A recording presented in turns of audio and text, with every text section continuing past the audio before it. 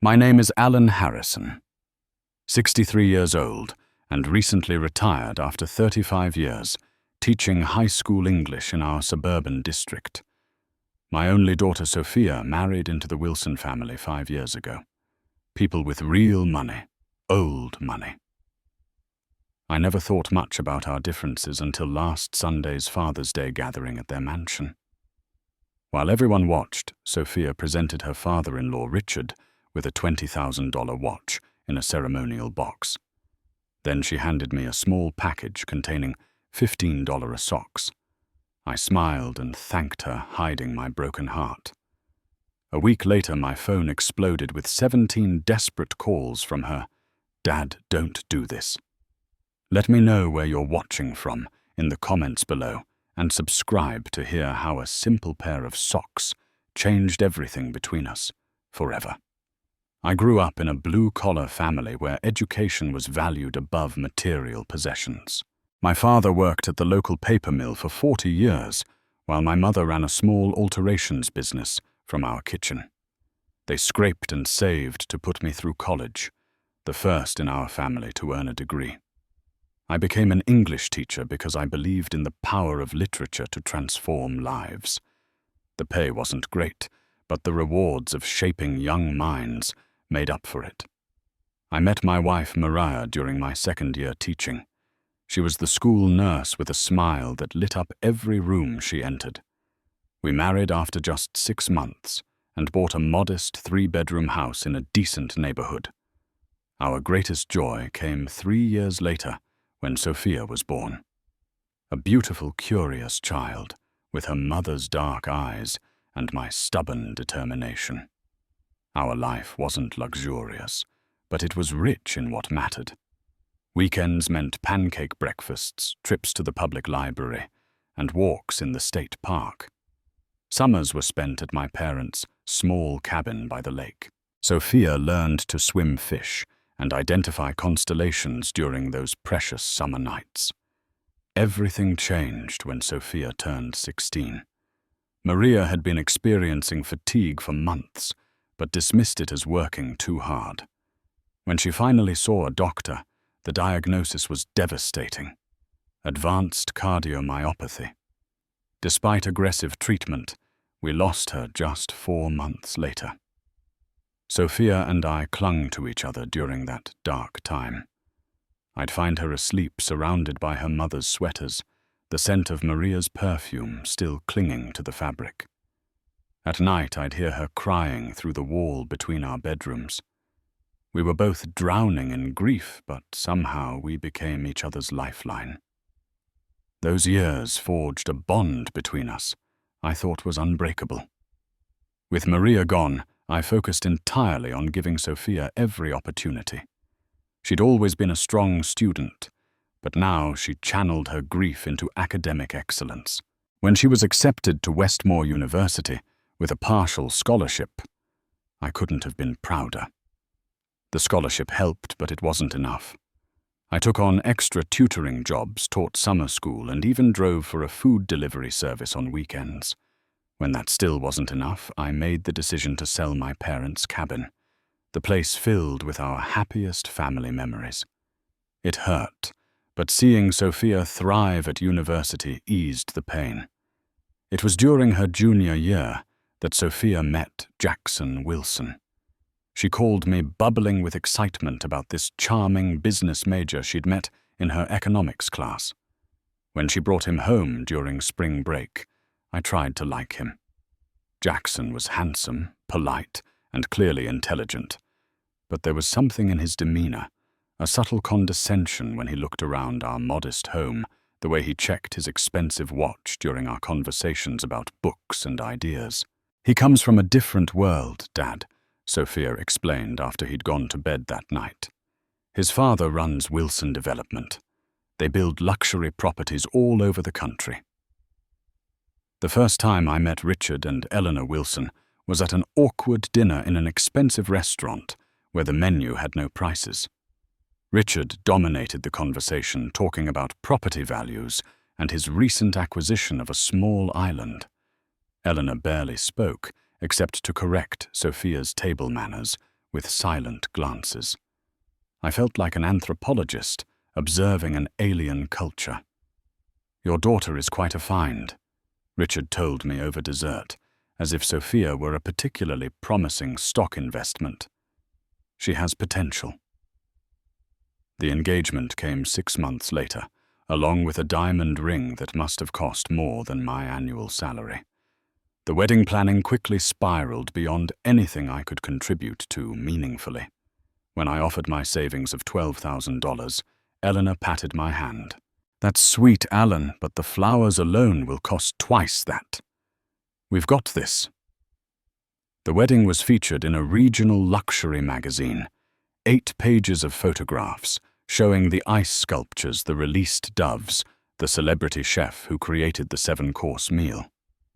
I sat at the head table in my new suit, feeling like an imposter, as Richard gave a 20-minute speech about welcoming Sophia into a family that understood excellence. My own 3-minute toast about Sophia's compassionate heart and brilliant mind seemed quaint by comparison. I didn't notice immediately how Sophia was changing. The expensive highlights in her hair, the designer clothes, the new way she pronounced certain words. But slowly my down-to-earth daughter, who once wore thrift store jeans and volunteered at animal shelters, was replaced by someone who discussed juice cleanses and charity galas. "You should come to the country club sometime, Dad," she'd say. But we both knew I wouldn't fit in there. Our weekly phone calls became monthly. Her visits to my home dwindled to major holidays, then just Christmas. I told myself this was normal, a young woman building her new life. But deep down I felt her slipping away into a world where I had no place. The first time I visited Sophia and Jackson's new home, I got lost twice following the GPS directions. Their neighborhood had a guardhouse where I had to be cleared before entering. The house itself was a massive structure with columns and a circular driveway where a landscaping crew was meticulously trimming already perfect hedges. "Do you like it?" Sophia asked, giving me a tour through rooms larger than my entire first floor. "The interior designer just finished last month. It's very impressive," I said, noticing there wasn't a single item from her childhood home. Not the quilt her grandmother had made, not the bookshelf I'd built for her 10th birthday.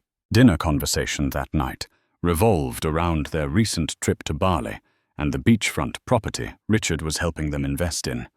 When I mentioned my upcoming retirement, Jackson seemed genuinely confused. "But what will you do with yourself?" he asked, as if teaching hadn't been a real career. "Any investment properties, portfolio plans? I thought I might volunteer at the literacy center," I replied. "Maybe finally write that novel." Jackson and Sophia exchanged a glance I couldn't decipher. As months passed, I watched my daughter adapt to her new environment like a chameleon changing colors. She joined 3 charity boards, but never mentioned volunteering directly with people in need. She developed strong opinions about interior design and wine regions, but stopped discussing books and ideas. When I'd ask about her old friends from high school or college, she'd wave dismissively. "We've all moved in different directions," she'd say. Richard and Eleanor Wilson became increasingly central to Sophia and Jackson's lives. Sunday brunches at their estate were apparently mandatory. Vacation plans revolved around the Wilson family compound in the Hamptons. Richard's business advice was treated as gospel. "Richard thinks" became Sophia's most common phrase. During one holiday gathering, I overheard Richard in the kitchen with Jackson. "Alan's a nice enough man," he said, not realizing I was approaching. "But you need to help Sophia see that maintaining too close a relationship there could limit her social mobility. Those teaching values, settling for less the nobility of struggle. It's not the mindset that builds dynasties." Jackson murmured agreement, just as I backed away, my coffee cup still empty. Christmas that year was particularly difficult. I'd spent weeks carving a jewelry box for Sophia from cherry wood, inlaid with a design of her favorite childhood book character. When she opened it, surrounded by professionally wrapped luxury brand gifts, she gave a quick "Thanks, Dad," before moving on to the next package, a pair of diamond earrings from Eleanor that commanded 10 minutes of exclamations and modeling. The jewelry box was left on the side table, forgotten. When we had a moment alone in the kitchen, Sophia was distracted, checking her phone repeatedly. "Is everything okay, Soph?" I used my old nickname for her. Oh sure, just checking the time. Caterers are coming at 4 for the evening party." Another party I thought we might have some time just to talk, maybe watch It's a Wonderful Life, like we used to with your mum. A flicker of something, regret, impatience, crossed her face. "That's sweet, Dad, but we have 40 people coming. Maybe next year we could plan something. Simpler for just us." But the following year brought the same flurry of elaborate parties and obligations. My calls increasingly went to voicemail. My texts received brief, delayed responses. When I'd visit, conversation felt like navigating a minefield. My stories about former students or neighborhood news were met with polite disinterest, while I struggled to contribute to discussions about stock options and vacation properties. Meanwhile, my neighbors and colleagues noticed the change.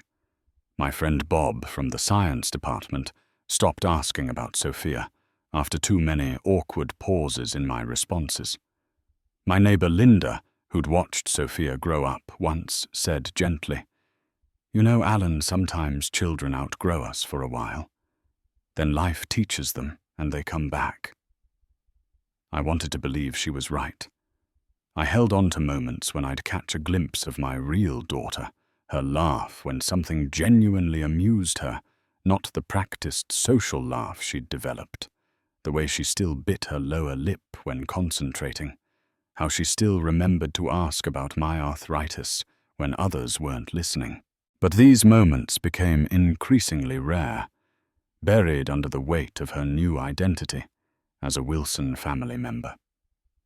The Father's Day invitation arrived in the mail exactly 3 weeks before the event. A thick cream-colored card with gold embossing that announced a celebration of fatherhood at 4 in the afternoon, cocktail attire requested. It was signed The Wilsons rather than with Sophia's name. Still, my heart lifted at the thought of spending time with my daughter on Father's Day. In years past, the day had been our special time together.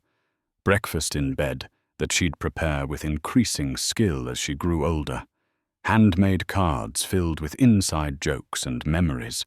Afternoon fishing trips where we'd talk about everything and nothing. I wanted to bring her something meaningful, despite my limited budget. After considerable thought, I found a rare first edition of The Secret Garden, her favorite childhood book that we'd read together during Maria's illness. It had cost nearly $600, a significant portion of my monthly pension, but the illustrated plates and leather binding made it perfect. I wrote a heartfelt inscription inside about how she had always been my secret garden of joy. The week before Father's Day, I prepared meticulously. I got a haircut, had my best button-down shirt professionally pressed and polished, the dress shoes I'd worn to her wedding. I even practiced casual conversation topics in the mirror, determined not to say anything that would make me seem out of place among the Wilson crowd. On Sunday morning, I rose early, too nervous to sleep. The drive to their suburb took 90 minutes, giving me plenty of time to reminisce about Father's Days past. I remembered 5-year-old Sophia waking me by placing small, cold hands on my cheeks and whispering, "Wake up, it's Daddy Day." I recalled 12-year-old Sophia proudly presenting a clay mug she'd made in art class, slightly lopsided but perfect to me. I thought about 17-year-old Sophia, still grieving her mother, making Maria's special pancake recipe, and crying with me over breakfast as we shared memories. Would any of those memories matter today? I stopped at a coffee shop near their neighborhood to gather my thoughts. The place was filled with well-dressed people, presumably fathers and families, preparing for their own celebrations. At the table next to me, a teenager was showing his father what appeared to be a small box. "It's a Rolex Submariner," the boy said proudly. "Mom said you've been wanting one." "Spectacular," the father replied, checking the watch admiringly. "Must have set you back 8,000. 8,500, the boy corrected with a grin. Another nearby table held a man opening a small envelope. "Tickets to the Masters front row." "Charlie, you shouldn't have." "Only the best for you, Dad. That's what you always did for me." I looked down at my wrapped book, suddenly feeling inadequate. These were the kinds of gifts that would be exchanged in Sophia's world. But surely she would understand the sentimental value of my choice. The Sophia I raised would. But was she still that person? I forced the doubt away as I approached the guarded entrance to their neighborhood. The security guard checked my name against a list and studied my driver's license before waving me through with directions. As I drove past immaculate lawns and imposing homes, I felt like a foreign visitor without a phrasebook. Sophia and Jackson's house appeared around a curve, massive and pristine, with flowering trees precisely spaced along the drive. 4 luxury cars were already parked in the circular driveway. I parked my 12-year-old sedan behind them, grabbed my wrapped present from the passenger seat, and took a deep breath. "Just be yourself," I whispered, a piece of advice I'd given Sophia countless times during her self-conscious teenage years. The irony wasn't lost on me. I rang the doorbell, hearing elegant chimes echo inside, and practiced my casual smile. Jackson opened the door, cell phone pressed to his ear. He gave me a distracted nod and gestured me in while continuing his conversation about some property deal in Phoenix. I stood awkwardly in the soaring entryway for nearly a minute before he ended his call. "Alan, good to see you," he said, not quite meeting my eyes. "Everyone's in the main living room. Bar's open, help yourself." He walked away before I could respond, already dialing another number. I followed the sound of conversation through the house I'd visited only a handful of times before. The main living room, implying there were several, was a vast space with floor-to-ceiling windows overlooking manicured gardens. About 20 people stood in small groups, champagne flutes in hand, dressed in what I assumed was cocktail attire. The men in perfectly tailored blazers, the women in elegant dresses that probably cost more than my monthly pension. Richard Wilson held court near the limestone fireplace, surrounded by attentive listeners. He looked up as I entered and gave a practiced smile that never reached his eyes. "Alan, the other father of honor arrives," he announced, making several heads turn to assess me. I felt their collective evaluation of my department store blazer and slightly scuffed shoes. Sophia emerged from what appeared to be a catering station, where white-gloved servers prepared elaborate appetizers. She wore a navy blue dress that looked simple until you noticed the perfect tailoring and subtle designer logo. Her hair was styled in a way that looked effortless, but certainly wasn't. "Dad," she said, approaching for a brief hug that barely made contact. "I'm so glad you made it. Traffic okay?" Before I could answer, she was called away by Eleanor to adjudicate some issue with the floral arrangements. "Just grab a drink, Mingle," she instructed over her shoulder. "We'll do gifts after the lobster course." Lobster course, of course. A server appeared with a tray of champagne flutes. I took one and retreated to a quieter corner near a bookshelf filled with leather-bound volumes that looked untouched. A woman in her 60s approached, introducing herself as Eleanor's sister Patricia. "You're Sophia's father," The teacher, she asked. Retired now. I nodded. 35 years teaching high school English. How? Dedicated, she said in a tone suggesting I'd spent 3 decades cleaning sewers. Did you ever consider administration? I understand principals make substantially more.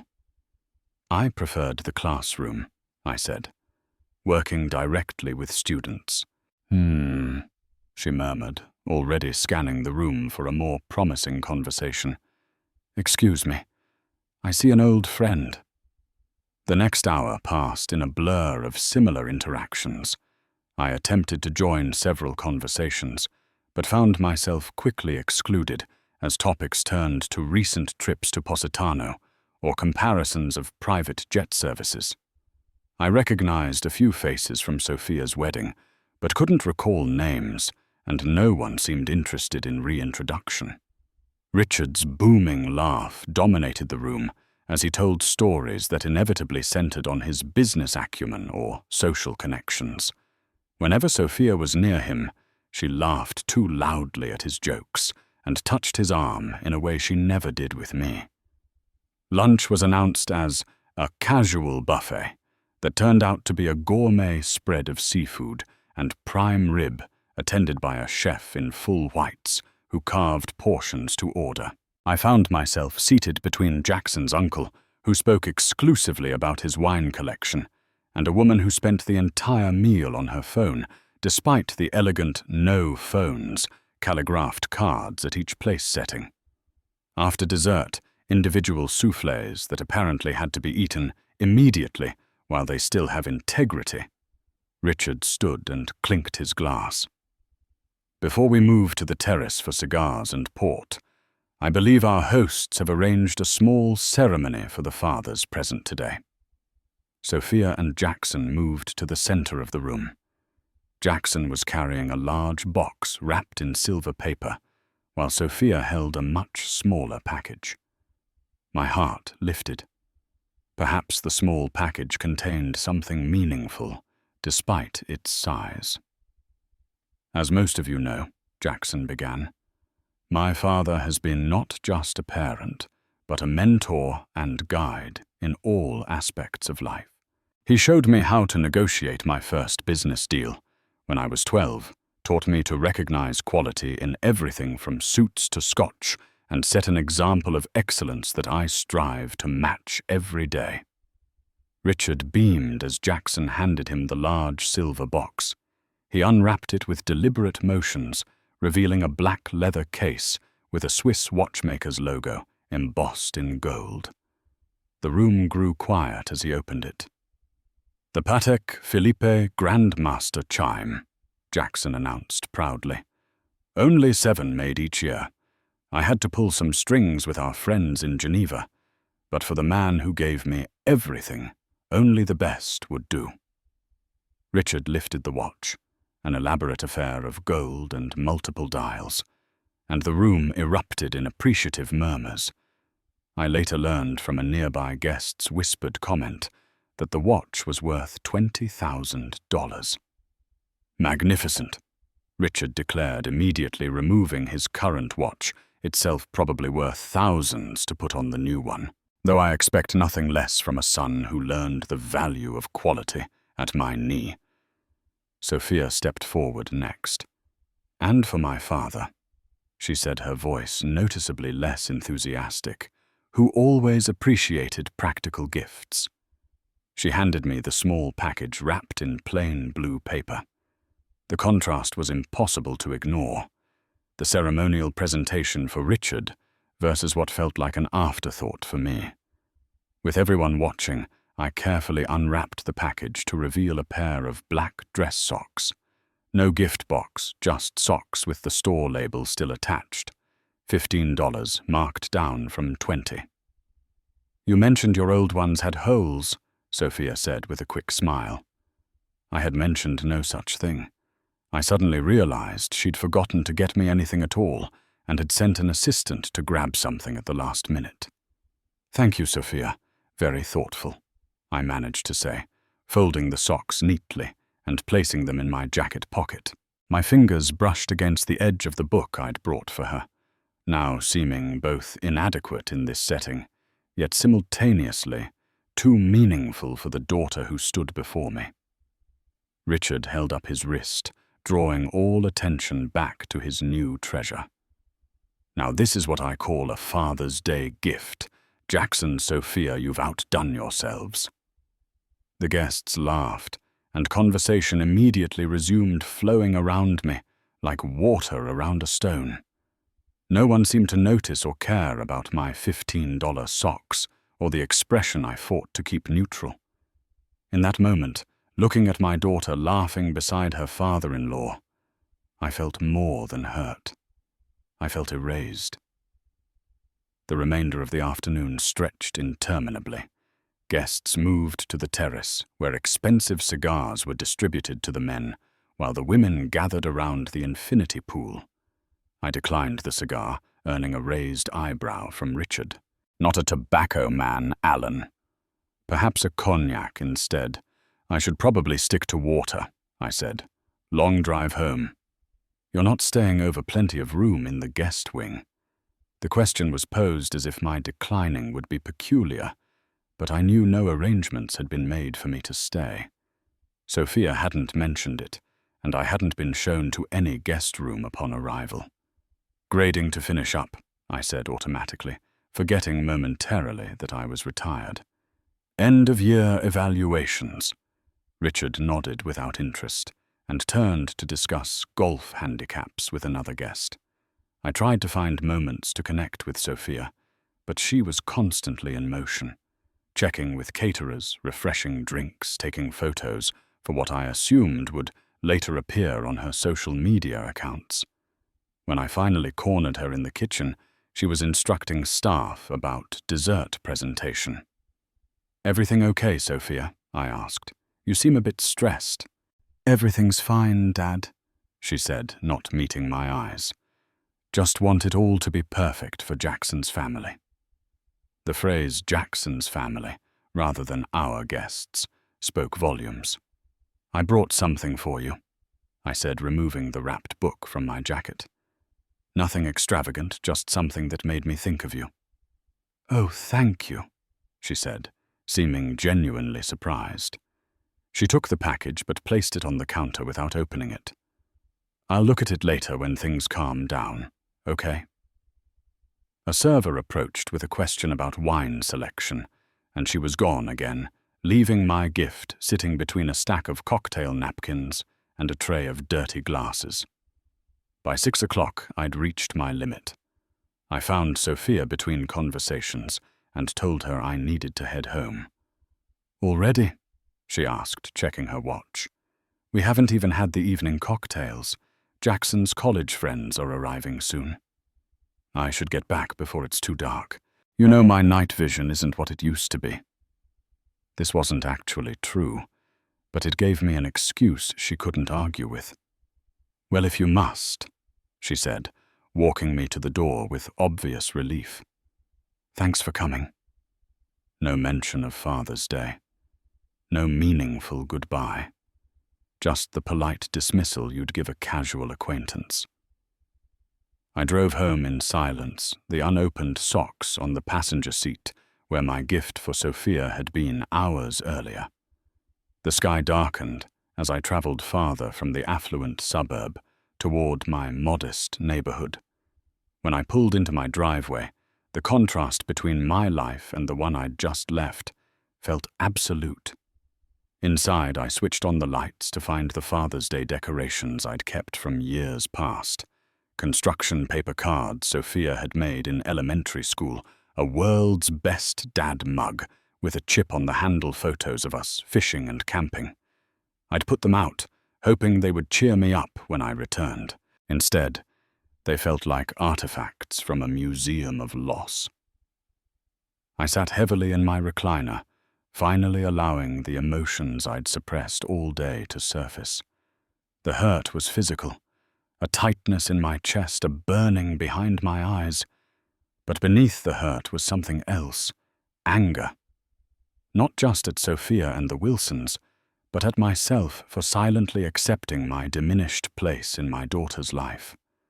I'd raised her to be kind, to value people over possessions, to remember where she came from. Somewhere along the way, she'd lost those lessons, and I'd been too afraid of losing her completely to say anything. Sleep eluded me that night as I replayed moments from the day from the past 5 years, from Sophia's childhood. Around 3 in the morning, staring at the ceiling, I came to a decision. I could continue as I had been.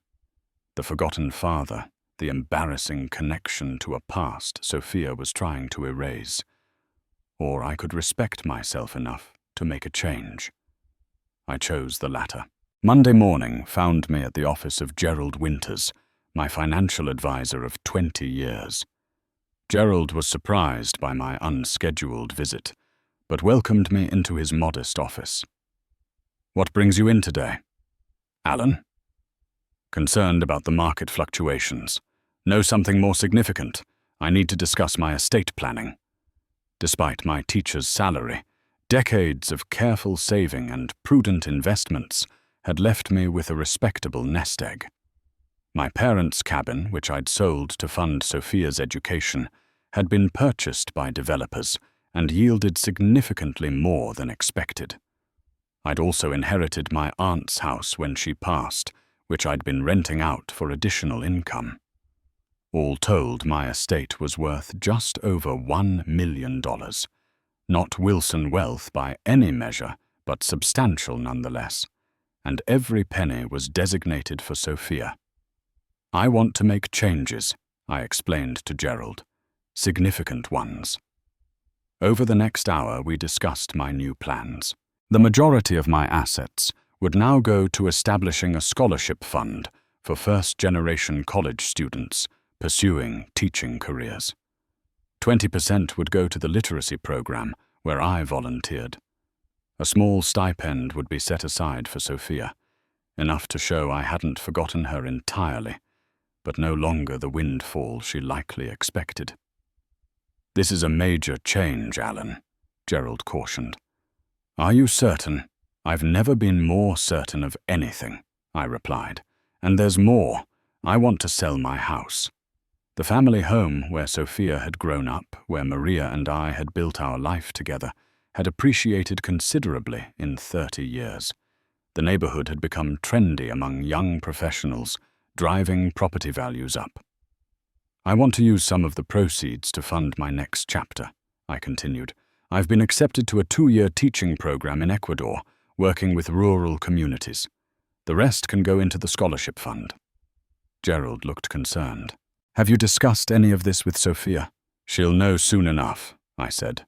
From Gerald's office, I went directly to my attorney, Michael Brennan. By noon, the paperwork was being drawn up to legally document my new estate plans. By 2, I'd contacted a realtor about listing my house. By 4, I was home, beginning the overwhelming task of sorting through 30 years of accumulated memories. I started with Sophia's childhood bedroom, preserved largely as she'd left it for college 15 years earlier. Teen magazines still stacked on the nightstand. Science fair ribbons pinned to the bulletin board. Photographs of her and her high school friends in prom dresses and graduation gowns. I began boxing everything methodically. Clothes to donate, personal mementos to store, furniture to sell. Each item held memories that pierced me anew, but I continued working through the evening and into the next day. Meanwhile, there was no word from Sophia, no call to see if I'd arrived home safely, no text to thank me for attending. The silence confirmed what the socks had already told me. I was an obligation, not a priority. For 5 days, I continued my project. I contacted the International Teaching Program to confirm my start date. I met with a storage company about temporarily housing the few precious items I couldn't bear to part with. I spoke with my doctor about vaccinations needed for Ecuador. My phone finally rang on Saturday evening, nearly a week after Father's Day. It was Sophia. I let it go to voicemail, continuing to pack books from the living room shelves. She called again. And again. By the time I finished cataloguing the books, I had 4 missed calls from her. I started on the kitchen cabinets, and my phone rang continuously. After the 9th call, I checked voicemail. "Dad, it's me. Call me back when you get this. It's important."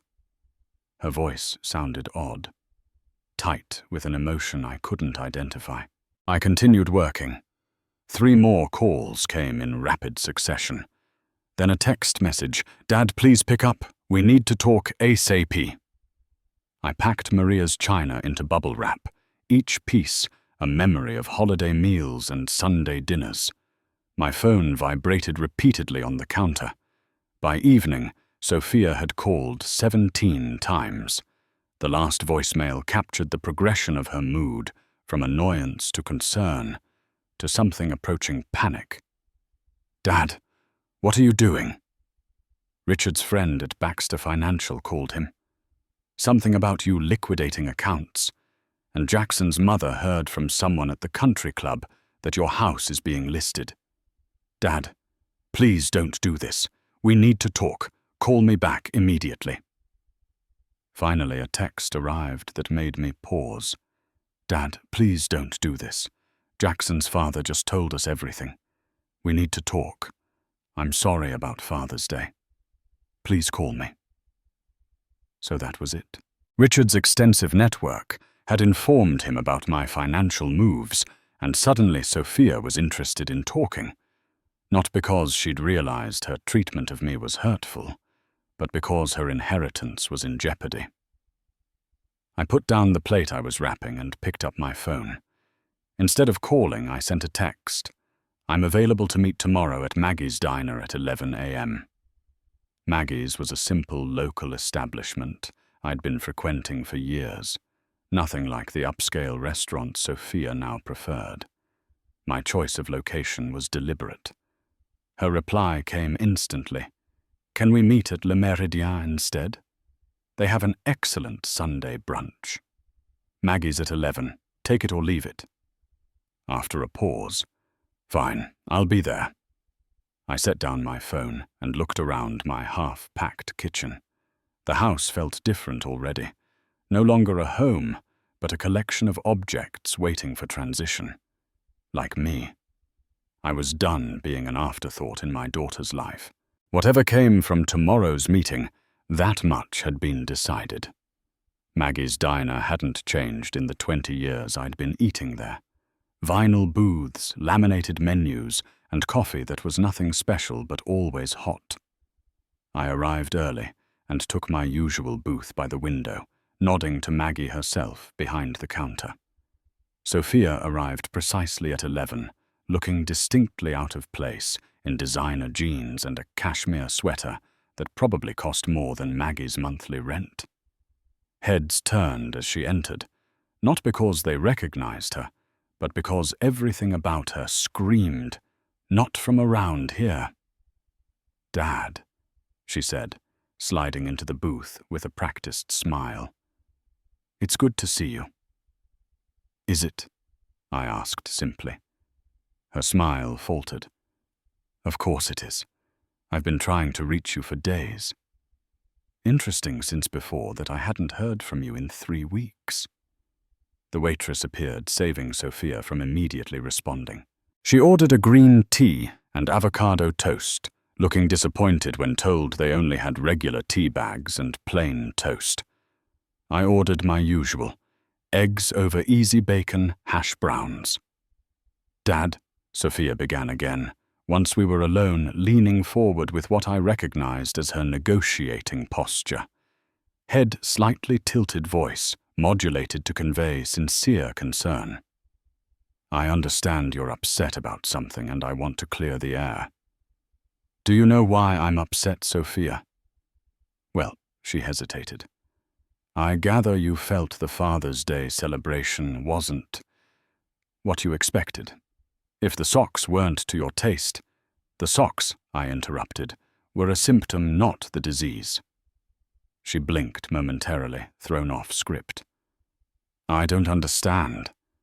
Tell me something, I said, keeping my voice level. When did I become someone you needed to manage rather than love? That's not fair, she protested. Of course I love you. Do you? Because from where I'm sitting, I've become an obligation you fulfill with $15 socks while celebrating your father-in-law with a $20,000 watch. Sophia had the grace to flush. The watch was Jackson's idea. Richard has certain expectations. And I don't expect expensive gifts, Sophia. But I do expect my only daughter to see me as a person worthy of thought and consideration. You're overreacting, she said, her voice taking on the slight edge I'd heard her use with service staff. It was just a gift. No, it wasn't just a gift. It was a public statement about my value relative to Richard Wilson's. It was a message received not just by me, but by every guest in that room.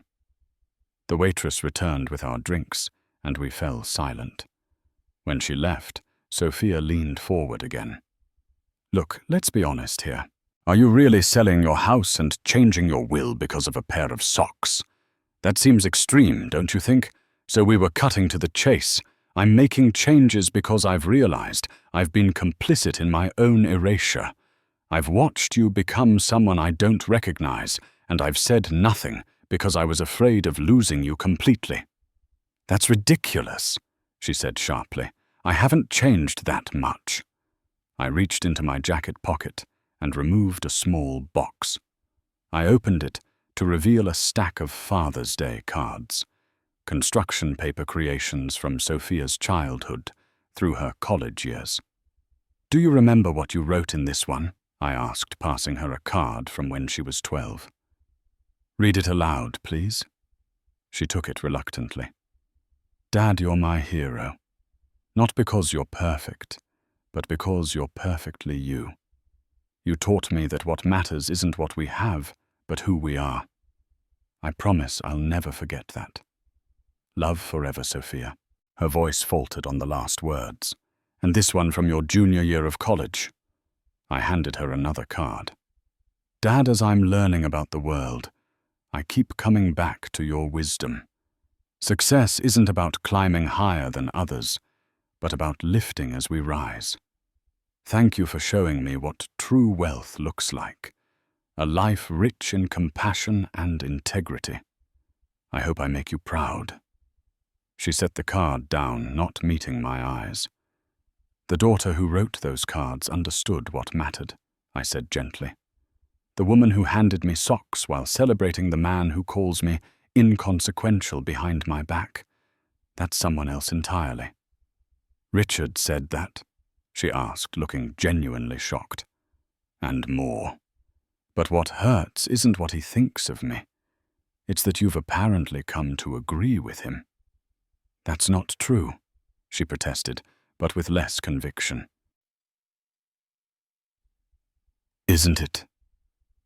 When was the last time we had a real conversation? When did you stop sharing your thoughts and dreams with me? When did I become the embarrassing reminder of your less polished past?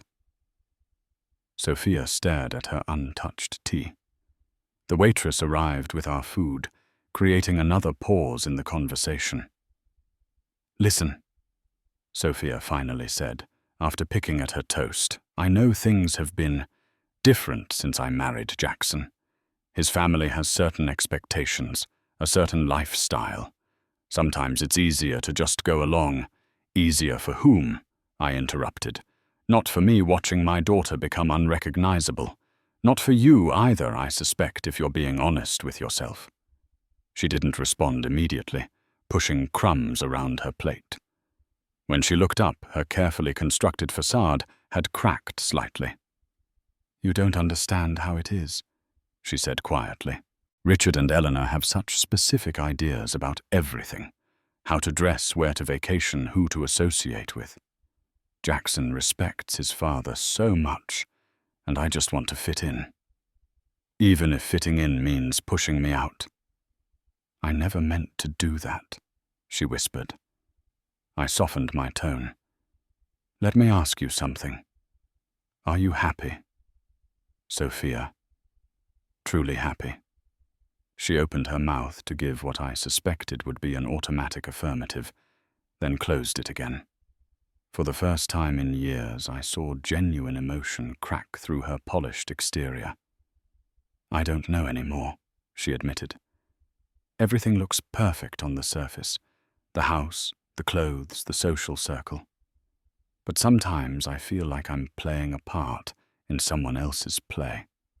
Like the real me is somewhere else, watching. That's because the real you is still here, I said, reaching across the table to touch her hand. Buried under Wilson expectations and social climbing. She didn't pull away. It wasn't supposed to be like this. Jackson and we had plans before we got so caught up in his family's world. We were going to travel, maybe join the Peace Corps. He wanted to use his business skills to help developing communities. What happened to those dreams? Richard happened, she said with unexpected bitterness. He offered Jackson a position in the family company with a clear path to partnership. The money was incredible. And once we stepped into that world, it was so easy to keep going, to want more. At what cost, Sophia? She looked at me with eyes suddenly swimming with tears. I didn't even open your gift, she whispered. It's still sitting on the counter where I left it. What kind of daughter does that? One who's lost her way, I said gently, but not irretrievably. She wiped her eyes quickly, glancing around as if concerned about being seen displaying emotion in public. This small gesture, this learned suppression of authentic feeling, illustrated everything that had changed. Is that why you're selling the house, changing your will, to punish me? I shook my head. No, Sophia. I'm doing it because I need to live authentically too. I've spent years trying to be what I thought you needed, unthreatening to your new life, undemanding of your time, grateful for whatever scraps of attention you offered. That's not healthy for either of us. So you're just cutting me off. Her voice held genuine fear. I'm creating consequences, which is something I perhaps should have done sooner. The majority of my estate will now fund scholarships for teaching students. I'm selling the house because I've accepted a 2-year position teaching English in rural Ecuador. And I'm doing these things not to hurt you, but because they align with my values, values I thought we once shared. Ecuador, she repeated, looking stunned. For 2 years, it's something I've always wanted to do. Your mother and I talked about doing it together after retirement, before she got sick. Sophia sat back, absorbing this information. I can't believe you'd just leave. Can't you? You left years ago, Sophia, not physically, but in every way that matters. That's different, she protested weakly. Is it? You chose a different path? Now I'm choosing mine. She was quiet for a long moment, staring out the window at the ordinary street with its ordinary people going about their ordinary lives, the world she'd worked so hard to escape. Was I really that terrible at Father's Day? She finally asked in a small voice. It wasn't just Father's Day. It was Christmas when my handmade gift was set aside for Eleanor's designer scarf. It was Thanksgiving when you shushed me for telling a story about your childhood soccer games. It was every call not returned, every visit cut short, every time you looked embarrassed when I mentioned being a teacher. Father's Day was just the culmination. Tears spilled over onto her cheeks. I'm sorry, Dad. I really am. I don't know how we got here.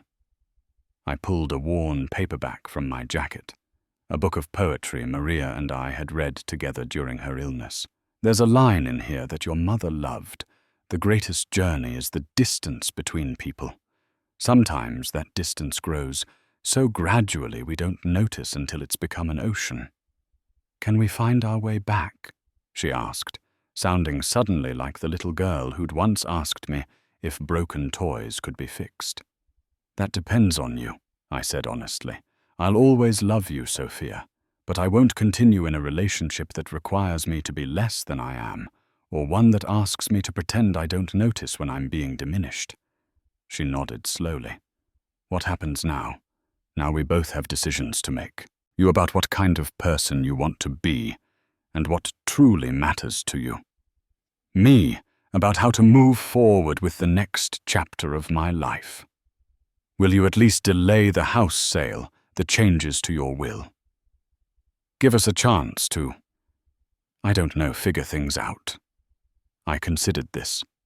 "I'll delay, but not indefinitely. And not because of the money, Sophia. If that's your primary concern, then we haven't understood each other at all." "It's not about the money," she said, and for once I believed her. "It's about not losing you. It's about not letting things end like this." "Then perhaps you should start by opening my Father's Day gift to you," I suggested. "It's still sitting on that counter, isn't it?" She nodded, looking ashamed. "Read the inscription. Then decide if that's the father you want in your life. Not as an obligation or an embarrassment, but as the person who has loved you unconditionally from the moment you existed." Our conversation continued as we finished our meal, more honest than any we'd had in years. No promises were made, no instant reconciliations achieved. But a door that had been closing was now perhaps open just enough to let in some light. As we prepared to leave, Sophia looked around the diner with new eyes. "You know I used to love coming here with you and Mom on Sunday mornings," she said. "The French toast with extra cinnamon." "Maggie still makes it the same way," I told her. "Some things don't need improving." She gave me a smile. Not her practiced social smile, but something more genuine, more reminiscent of the daughter I'd known. Maybe next Sunday we could come back, just us. It was a small offer, a tiny bridge across an enormous gap. But it was something. "I'd like that," I said, "and Sophia, leave the Wilson armor at home. Just bring yourself." 3 months later, I sat on my back porch watching the sunset. The for sale sign still stood in my front yard, but now with a pending addition attached. The house would officially change hands at the end of the month, giving me just enough time to prepare for my departure to Ecuador in November. The screen door opened, and Sophia stepped out carrying 2 glasses of lemonade. She wore jeans and a simple blouse, a far cry from the designer outfits that had become her uniform. Her hair was pulled back in a casual ponytail, and her face was free of makeup. "It's going to be strange not being able to visit this porch anymore," she said, handing me a glass and sitting in the adjacent chair. "Places hold memories, but they don't contain them," I replied. "We carry those with us." In the 3 months since our confrontation at Maggie's diner, we had begun the slow, sometimes painful process of rebuilding our relationship. It started with that promised Sunday breakfast, where Sophia arrived alone without Jackson, and ordered the cinnamon French toast she'd loved as a child. She'd brought my Father's Day gift with her, the first edition of The Secret Garden that she'd finally unwrapped and read, including my inscription, "To my Sophia, who has always been my secret garden." A place of wonder, growth, and magic in my life. No matter how far you wander, the key to return is always in your hands. All my love. Dad. I read it twice, she'd told me, eyes brimming. I'd forgotten how much it meant to us during Mom's illness.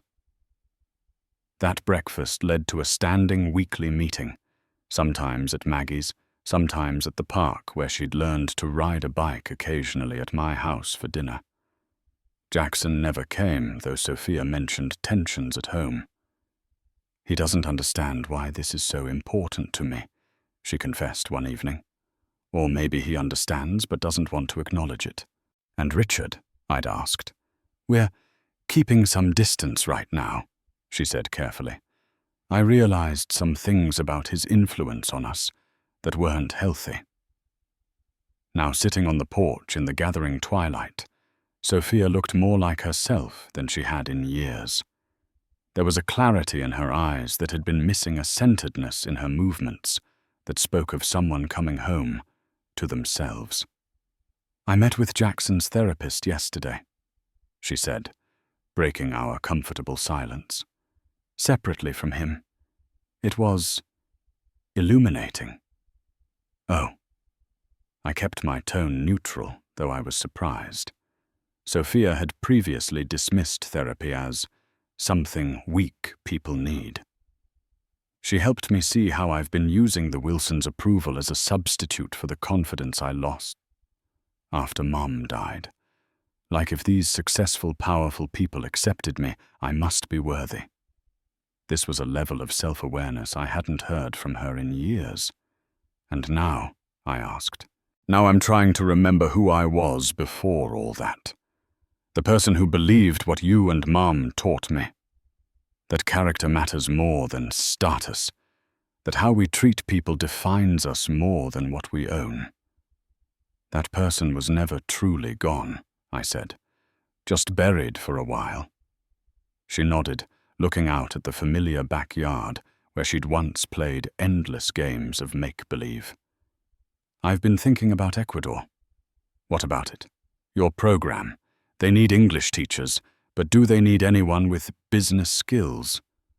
Accounting, maybe. I set down my lemonade, surprised. You're considering coming to Ecuador? Not immediately, she said quickly. I have things to figure out here first. My marriage, for one thing. But maybe in a few months, even just to visit at first. They always need people with financial skills, I said, trying to temper my excitement, especially for helping local cooperatives. I might reach out to them, she said, just to explore options. We sat quietly for a moment, the possibility hanging between us like a fragile soap bubble. Dad, she said finally. I want you to know something. Even when I was at my worst, showing off the mansion, parading around the Wilson connections, there was always this voice inside me.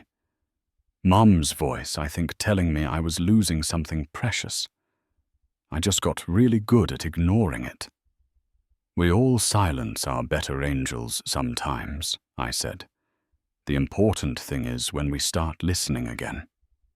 As dusk deepened into night, we talked about simple things. A book she'd recently read that reminded her of ones we'd discussed in her teen years. My preparations for Ecuador, memories of Maria that we hadn't shared in too long. It wasn't a perfect reconciliation. Too much had happened for that. But it was authentic in a way our interactions hadn't been for years. When Sophia left that evening, she hugged me tightly. Not the air kiss or brief touch that had become her standard, but a real embrace. Thank you for not giving up on me, Dad, she whispered, even when I gave up on myself. Some bonds can stretch, but never break, I told her. You taught me that. As her car pulled away, I reflected on the journey of the past 3 months. The path forward remained uncertain. Sophia's marriage was strained, my plans for Ecuador, preceding the family home soon to belong to strangers. But for the first time in years, the relationship that mattered most to me felt genuine again. The $15 socks that had symbolized my diminishment now represented something different, the moment when I'd finally respected myself enough to demand better, not just from my daughter, but from myself. Sometimes the smallest things create the biggest changes. I've learned that family isn't defined by gifts or status or even blood. It's built on respect, understanding, and the courage to be honest with those we love, especially when it's difficult. Whether your family drama involves $15 socks or $20,000 watches, the underlying truth remains the same. Real connection can't be bought, only earned through genuine presence. Have you ever had to stand up for yourself with family members who'd begun taking you for granted? How did you handle it? Share your experience in the comments below. And if this story resonated with you, please subscribe, and share it with someone who might need to hear. That self-respect is never selfish. It's the foundation of all healthy relationships. Thank you for listening to my story. And remember, sometimes the greatest gift we can give our loved ones is the truth, even when it hurts.